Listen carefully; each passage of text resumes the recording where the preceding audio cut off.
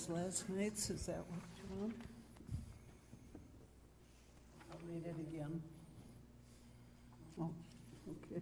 You've done this before. She'll advance for you. Yeah, you don't need to advance. Don't touch. My God, why have you forsaken me? Why are you so far from saving me? So far from my cries of anguish. I am poured out like water, and all my bones are out of joint. My heart has turned to wax. It has melted within me.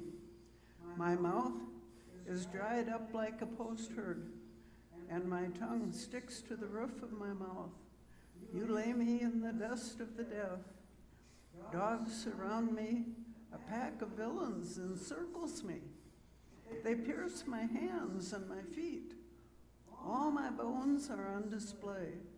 People stare and gloat over me.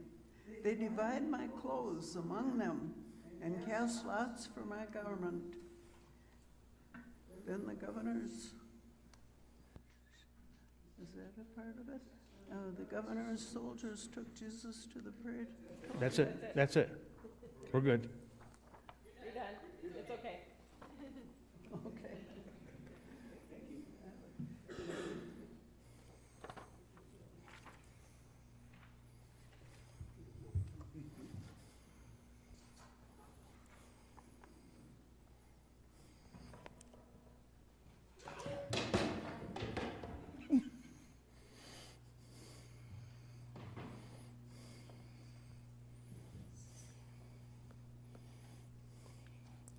You may stand as you wish.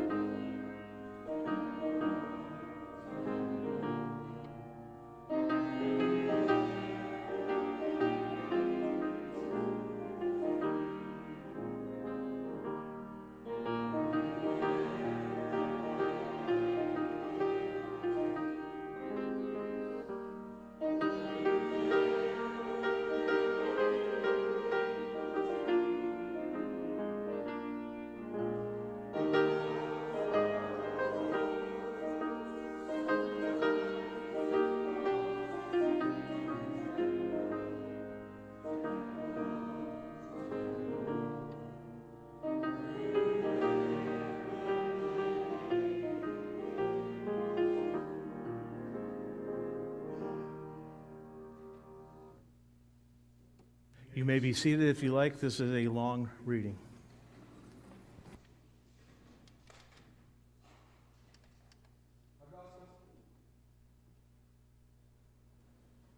Our gospel for this evening is Matthew, the 27th chapter, verses 27 through 61, the Holy Gospel according to Matthew. Then the governor's soldiers took Jesus into the praetorium and gathered the whole company of soldiers around him. They stripped him and put a scarlet robe on him, and then twisted together a crown of thorns and set it on his head. They put a staff in his right hand. Then they knelt in front of him and mocked him. "Hail, King of the Jews," they said. They spit on him and took the staff and struck him on the head again and again. After they had mocked him, they took off the robe and put his own clothes on him. Then they led him away to crucify him. As they were going out, they met a man from Cyrene named Simon, and they forced him to carry the cross. They came to a place called Golgotha, which means the place of the skull. They offered Jesus wine to drink, mixed with gall, but after tasting it, he refused to drink it. When they had crucified him, they divided up his clothes by casting lots.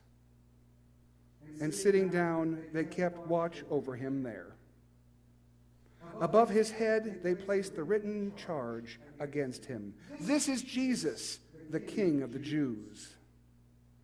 2 rebels were crucified with him, one on his right and one on his left.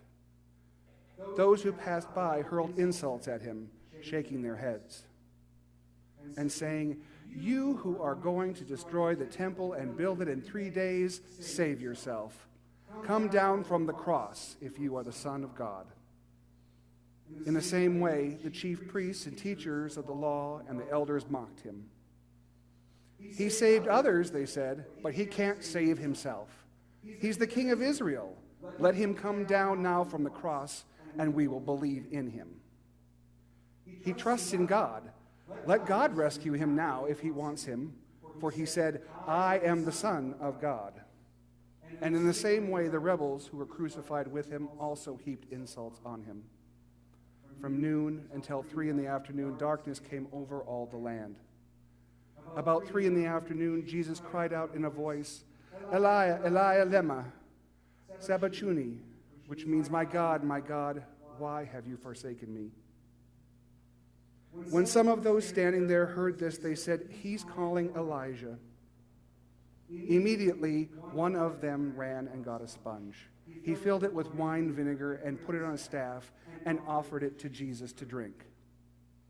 The rest said, "Now leave him alone. Let's see if Elijah comes to save him."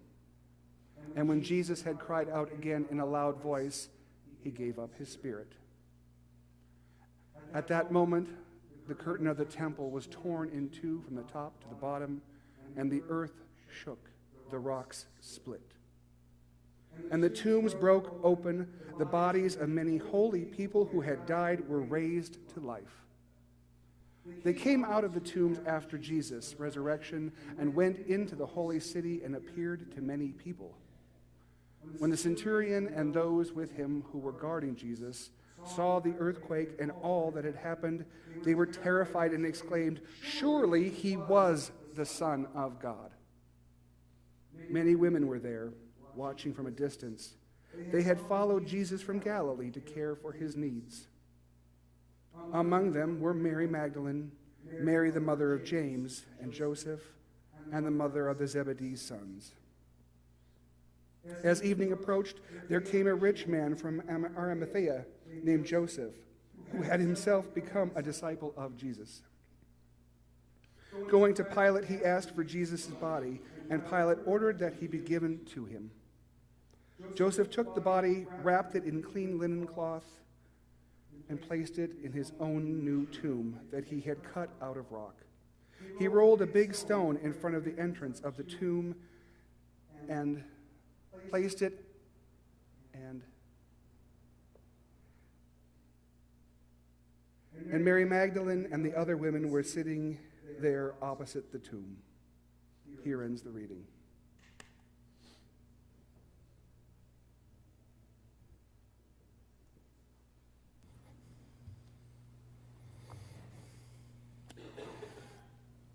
So if you remember yesterday, I talked about Psalm 22.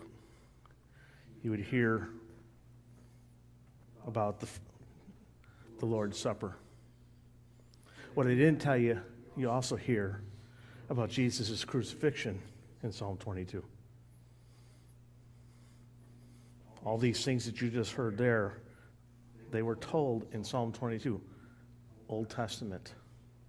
What happened was predicted, and it was done. Did it have to be done?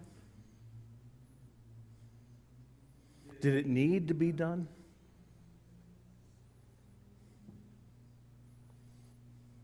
God could have chosen to create perfect people.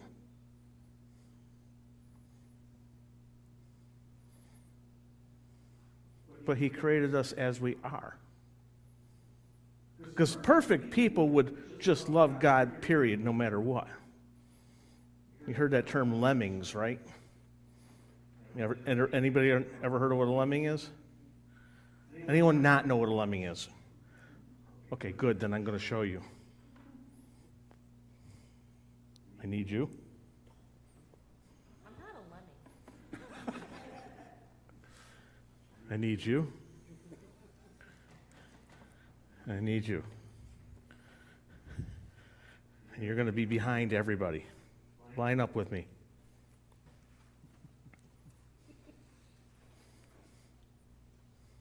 You too.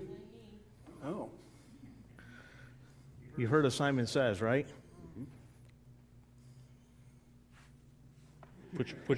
Put your arm up. Come on.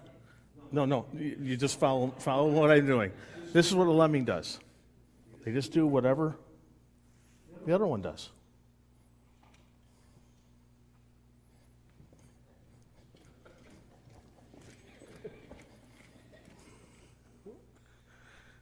Thank you. What kind of love is a love from a lemming who has no choice but to do what's been told because the other one in front does it? God chose to create us with the opportunity to love God back. Think about if your kids had no choice but to love you, or your spouse had no choice but to love you. What kind of love would that be? Not much, would it? So God chose for us to be imperfect, so we had the opportunity to choose to love God back. But with that came a price. Because God knew what was going to happen. Before God even created the first human being, God knew that we were going to be imperfect and we were going to reject God. So did Jesus have to get on the cross?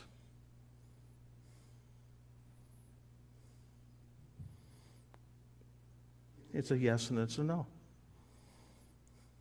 Because if Jesus didn't get on that cross, we would have no chance of being with God in heaven.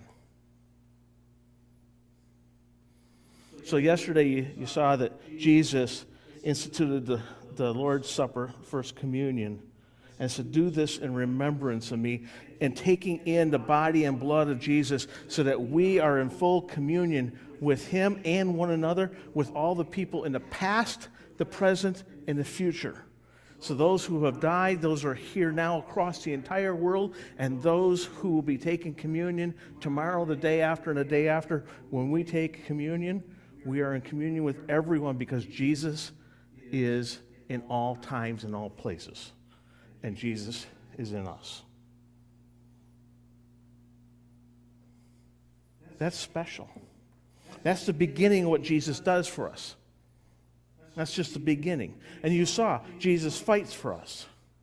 Jesus does everything Jesus can to make sure that we can come before God, because when God sees us, he looks through Jesus to see us. And who is perfect? Not us. Surely not me. So Jesus chose to do this. But it gets even more complicated than that. Jesus was God. But even more importantly, Jesus was human. Jesus gets us, knows us.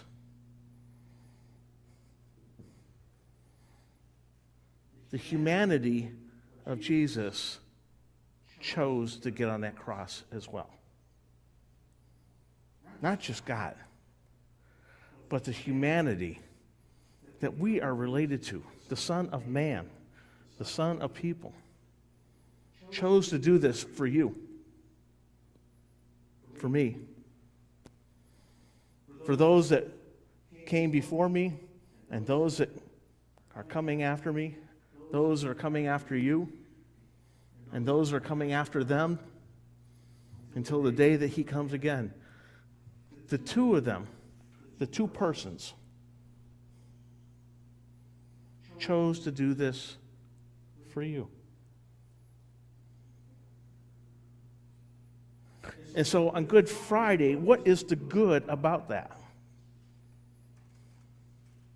The good is that Jesus atones for all the sins that we have done, the sins that we will do, so that we do not have to, so that we can be seen blameless. And then God will look at you and go, good and faithful servant. That's the good. That's the beginning of the good. We're not going to talk about Sunday yet, because that's the culmination. But the first piece is that Jesus says, I want to be in you, with you. Jesus chooses to die so that we do not have to, because when Jesus dies, sin and death will not have a hold on us, because Jesus took it on. Not you, not me, not any of us. That's the good of Good Friday. Death, in this case, is good. We know the rest of the story, but can you put yourselves for a moment in the apostles' feet, shoes, whatever is a seat? The Lord and Savior, who came riding in on that donkey, the colt, on Palm Sunday, just a few days ago, who was going to change everything and flip everything upside down. Instead, he flipped things right side up. They've been hearing about this for 3 years, that he is going to be crucified, he is going to die. Then they have this supper with him. This is good. We're celebrating the Passover, just like the Jews did. They celebrated the Passover. Then he gets betrayed and hauled off. And he gets nailed to a cross. We don't even talk about the scourging that was done to him. And it wasn't just whips with nails, pieces of metal, to take all that on so that we didn't have to. So we didn't have to.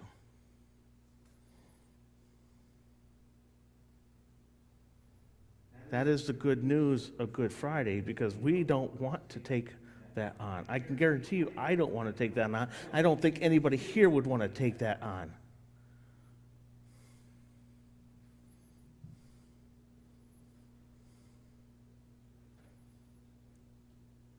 But death will not have a hold on him. So when he dies, he gives up his spirit. You hear that? And what happens next? If I wish I had a different shirt, I would do it. But the curtain gets torn from the top down. Anybody have any idea what the significance of that is?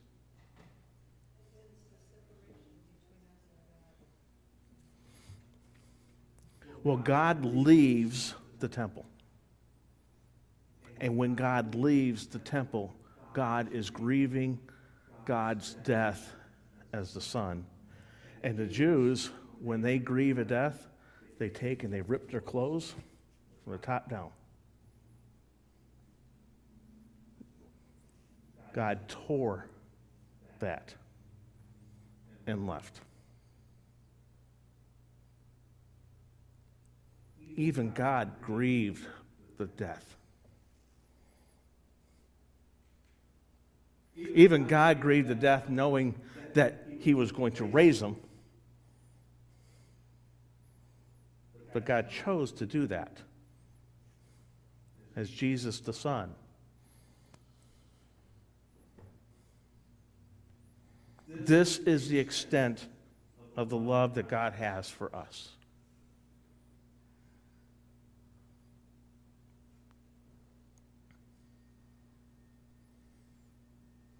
Take that in.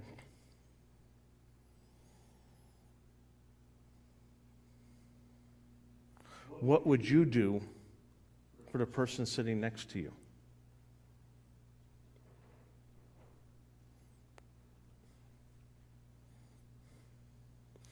What would you do for everybody in here? Would you? I'm not sure I would. Just being honest. No, I'm talking about, will you give up your life for Elaine and for me and for Jared and for Larry and for Dell? You ready to do that? If it saves them, yes. You're ready to die for everyone here? Well, you're a better person than me. Because I can't say with a surety I would. Not if I had to go through what Jesus had to go through. And he knew what he was going to have to go through. Maybe.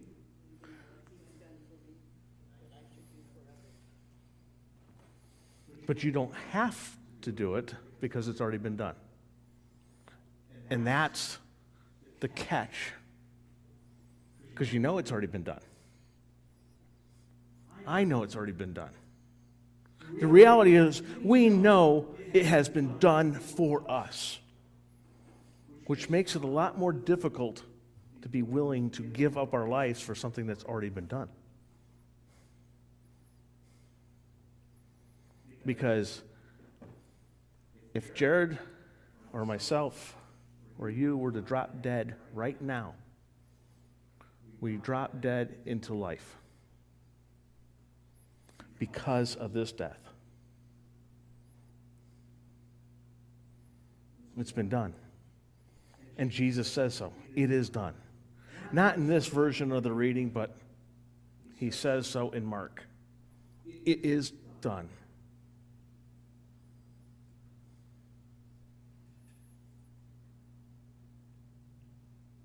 That's a lot for us to take in.